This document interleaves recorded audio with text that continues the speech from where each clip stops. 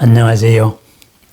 오늘 하루도 모든 일이 뜻보다도 더욱더 훌륭하게 이루어지는 보람된 하루를 축원합니다.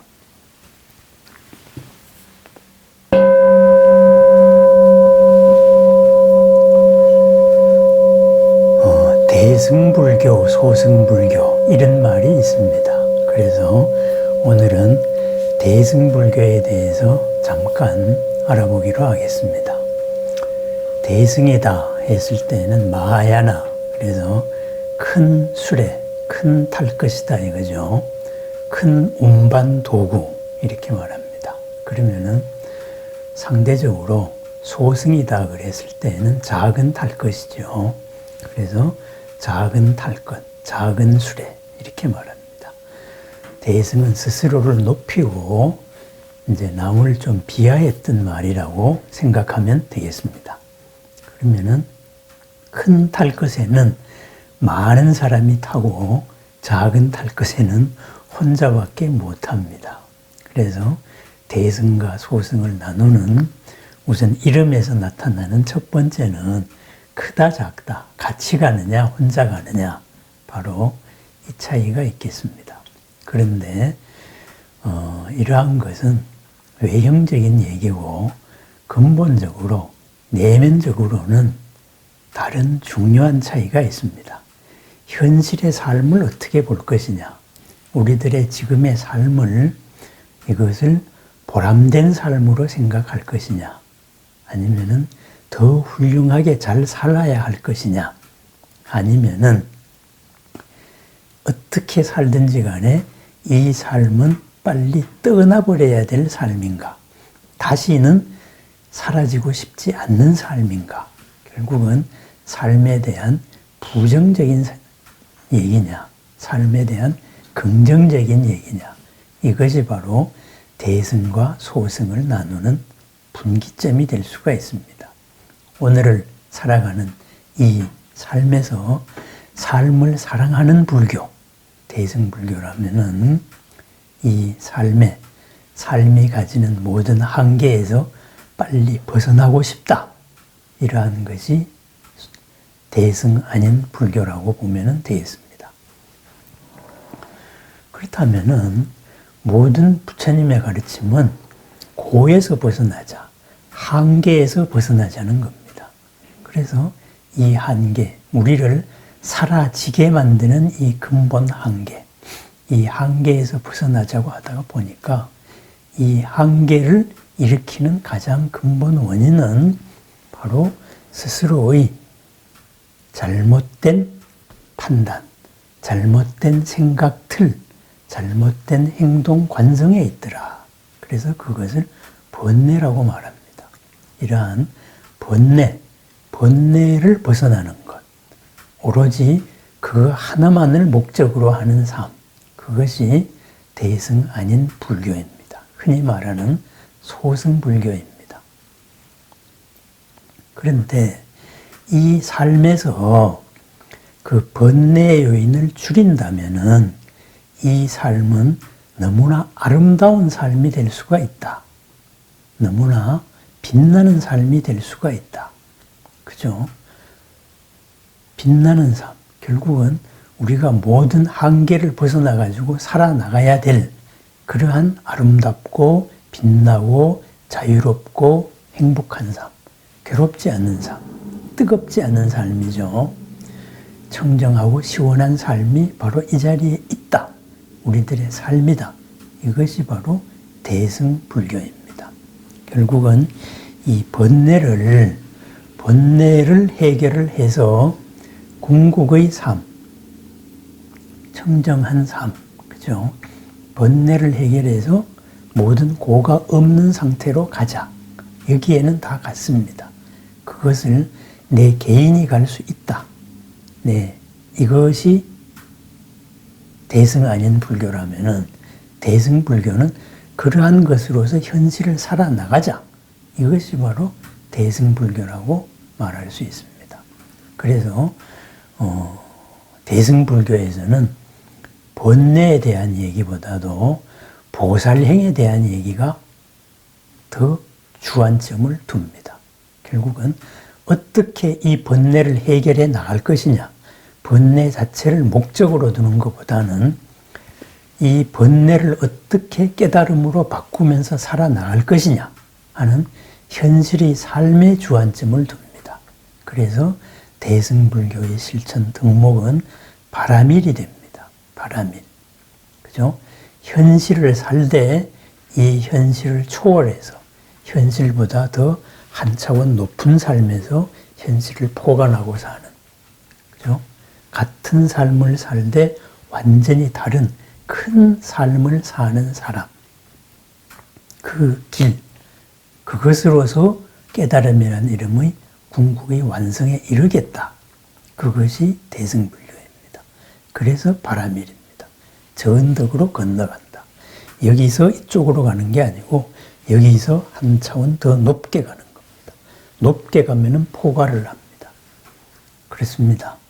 이 현실을 어떻게 살 것이냐.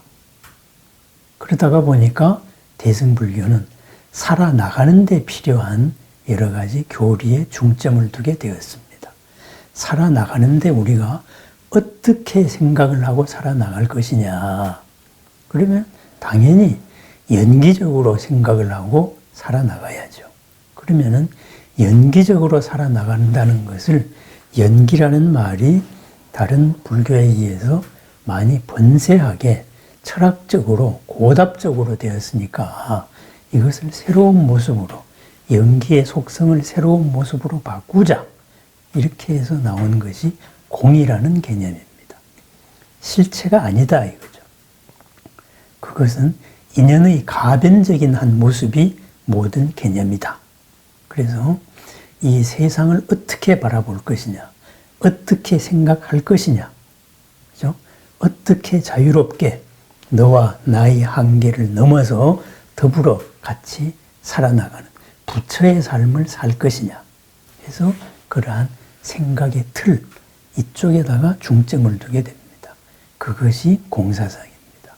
아울러서 그러면은 살아나가는 우리들의 구조는 어떠하냐. 우리들의 마음 구조, 우리들의 전체적인 인간 구조는 어떠하냐. 그래서 살아나가는 나, 살아나가는 나에 대한, 살아나가기 위한 거에 중점을 두고 나에 대한 탐구에 들어갑니다. 그래서 유식불교가 나오게 됩니다. 세상이라는 것은 모두 우리가 경험할 수 있는 거에 의해 가지고 살아나간다. 경험된 각자의 세상을 살아나간다. 오직 인식되어지는 것만 있다. 이것이 유식입니다. 내 마음이라고 생각하는 것, 그것은 나의 인식된 겁니다. 세상에 있는 물 자체보다도 이 물 자체를 어떻게 내가 인식하고 사느냐 하는 나의 인식에 더 주안점을 둡니다. 그래서 이 인식의 폭을 더 키워나갑니다. 왜 키워나갑니까? 바로 이 삶을 잘 살기 위해서입니다. 이렇게 대승불교의 모든 가르침은 현실을 살아나가는 데 주안점이 뒀습니다. 그러다가 보니까 연기에 대해서도, 또 그럼 세상과 세상의 이 모든 관계들은 어떻게 되어 있느냐. 그죠? 생각의 틀은 반야, 공이라야 되고, 그 생각을 하는 경험된 세계를 살아가는 나는 이러한 존재고, 내가 인식할 수 있는 건 이런 거고, 이렇게 중생스럽게 인식하는데 이렇게 부처님스럽게 바뀌어야 되고, 그죠? 또 하는 존재하는 모든 것은 어떠한 관계를 가지고 있느냐. 그래서 존재론적인 연기론도 많이 발달했습니다. 아울러서 우리가 궁극적으로 목표로 하고 있는 우리들의 삶은 어떠하냐 해서 목표의 삶이 있죠. 목표가 미리 뚜렷했을 때 목표를 형상화시켜 놓고 거기에 현실을 하나하나 가까이 다가가는 방법입니다. 그래서 완성된 목표의 모습, 그래서 당위적인 세상의 모습, 이 모습을 딱 그려놓습니다. 그것이 바로 정토입니다. 부처님 나라, 불국토죠. 그러면은 모든 생명이 사는 공간은 그러한 불국토가 되어야 한다. 그러한 세계에서 우리는 살아야 된다. 이런 목표를 가지고 살아나가는 것이죠. 그래서 정토가 나왔습니다. 당연히 우리가 살아야 될 땅입니다. 당연히 누려야 될 권리입니다. 그러다가 보니까 거기서 한 발짝 다른 각도로 보니까 우리들이 살고 있는 이 세상, 갑갑하다, 괴로움으로 가득 차 있는 참아야만 되는 사바세계, 가민토라 그러죠. 이 사바세계의 참모습이 깨달음의 눈으로 봤을 때, 부처님의 삶으로 봤을 때는 이것이 참 아름답게 살 수 있는 곳이더라. 서로가 서로를 빛나게 살 수 있는 곳이더라. 깨달음으로 모든 생명의 꽃을 활짝 피울 수 있는 모습이더라. 이렇게 하여서 화엄경이 나옵니다. 그래서 이 대승의 모든 가르침은 이 가르침으로 우리가 어떻게 살아나갈 것이냐. 그죠? 살아나가기 위해서는 이 아름다운 삶을 더 아름답게 괴롭지 않게 살아나가려면은 어떠한 것을 익혀야 되고 어떠한 것을 수행해야 되고 어떠한 것으로서 바라보고 알아야 되느냐. 이러한 현실을 살아나가는 가르침입니다. 그래서 이 출가 위주의 불교가 스스로의 번뇌, 그죠? 번뇌, 잘못된 생각 방향, 이런 이쪽에다가 마음에다가 중점을 뒀다면은 이 대승은 그러한 번뇌에 대한 해결을 바탕으로 현실을 어떻게 살아나가느냐에 대한 문제입니다. 이 삶을 버리라는 불교가 아닙니다. 그래서 극단적으로 말하면은 이 삶을 떠나는 불교가 있고 이 삶을 사랑하는 불교가 있습니다. 그것이 대승과 소승의 갈림길입니다.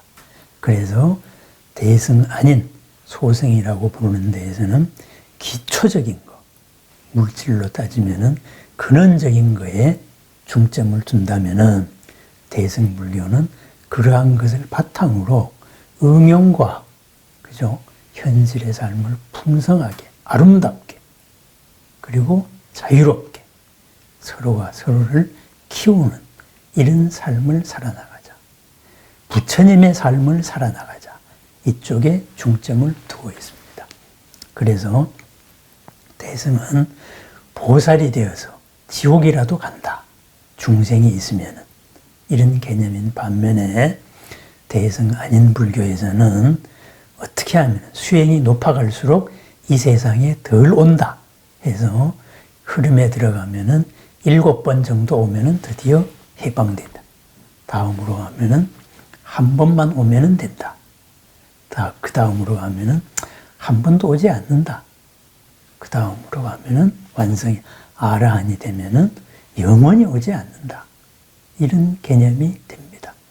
이 삶을 떠나려는 불교와 이 삶을 사랑하는 불교가 있습니다. 자, 우리는 어떤 불교를 살아갈 것입니까?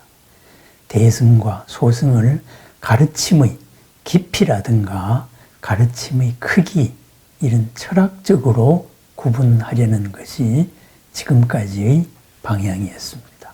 그것은 대승과 소승이 역사적으로 성립되었다는 것을 몰랐기 때문에 생긴 것입니다. 가장 근본적인 현실을 바라보는 관점이 다르고 현실을 바라보는 입장이 다르고 부처님을 바라보는 입장이 다릅니다. 부처님은 이러한 자유로운 삶의 존재다. 대승불교입니다. 부처님은 현실을 떠난 존재다. 그래서 영원히 정멸해둔 존재다. 그것이 대승 아닌 불교입니다. 부처님은 자유로운 존재로서 바로 이 자리에 우리와 함께하고 있다. 끝없는 자비와 끝없는 서원을 내가 채널을 열면은 항상 통할 수 있다. 이것이 대승 불교입니다. 영원히 계시는 부처님으로 다가가는 삶. 그래서 영원한 부처님으로서 너도 나도 더불어 살아나가는 삶. 그래서 영원한 부처님으로 사는 그 아름다운 모습을 지금 당장의 삶에서도 실현시키면서 이 삶을 사랑하고 이웃을 사랑하면서 같이 서로가 서로를 키워나가자. 아름답게 살아나가자. 걸림없이 살아나가자. 이것이 대승불교입니다. 대승과 소승을 철학적인 깊이에 의해서 나눌 수는 없습니다. 다 완결체계입니다. 다만 그 지향하는 목표의 방향이 서로 다를 뿐입니다. 대승은 훌륭한 가르침이고 대승 아닌 가르침은 훌륭하지 않은 가르침이다. 이러한 오해를 하지 않으셨으면 좋겠습니다. 모두 훌륭한 가르침입니다. 다만 현실을 어떻게 보고 어떻게 살아갈 것이냐, 거기에 차이가 있을 뿐입니다. 대승의 삶을 축원합니다. 언제나 어디서나 빛나고 우리를 향하는 부처님과 더불어서 함께 사는 삶, 부처로서 살아나가는 삶, 부처님과 부처님이 사는 삶, 내 스스로 부처님이라는 것을 잊지 않는 삶, 하루하루 부처님이 되어가는 삶, 바로 대승불교입니다. 대승불교, 부처가 되어가는 존재들. 그래서 우리는 보살입니다. 빛나는 보살의 하루, 걸림없고 자유롭고 행복한 나날이 새로운 보살의 하루를 축원합니다. 우리에게 모든 번뇌, 그것 자체가 보리로 바뀌는 삶입니다. 빛나는 보살의 하루를 축원합니다. 감사합니다.